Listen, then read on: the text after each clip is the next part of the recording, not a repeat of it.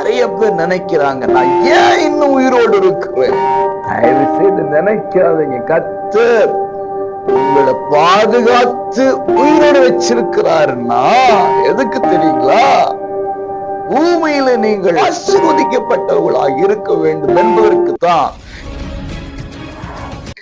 அன்பு உறவுகளே, இயேசுவின் இனிய நாமத்தில் மனதார வாழ்த்துக்கள். ஏசப்பா உங்களை ஆசீர்வதிப்பாருங்க. சங்கீதம் 41:2 கர்த்தர் அவனை பாதுகாத்து அவனை உயிரோடே வைப்பார், பூமியில் அவன் பாக்கியவானாய் இருப்பான். இப்படி இந்த வசனத்தை வாசிக்கிறேன். கர்த்தர் உங்களை பாதுகாத்து உங்களை உயிரோடு வைப்பார், பூமியில் நீங்கள் பாக்கியவான்களா இருப்பீர்கள். பிரியமானவர்களை, கர்த்தர் பாதுகாக்கிறதின் நோக்கம் உங்களை உயிரோடு வைக்க வேண்டும் என்பதற்குத்தான்.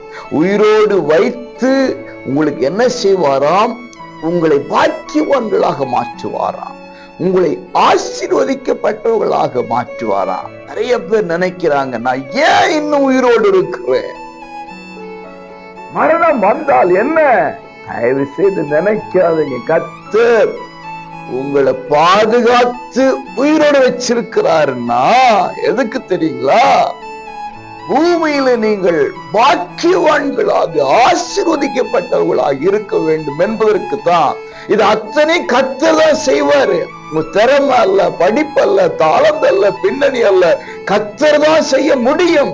உங்களை பாதுகாக்கிறவர் கர்த்தர், ஜீவனை கொடுக்கிறவர் கர்த்தர். ஜீவனை கொடுத்து பூமியிலே பாக்கியவானாக மாற்றுகிறவர் கர்த்தர் இயேசுதான். ஜீவனும் ஆசீர்வாதம் உண்டாவதாக பெற்றுக்கொள்ளுங்க.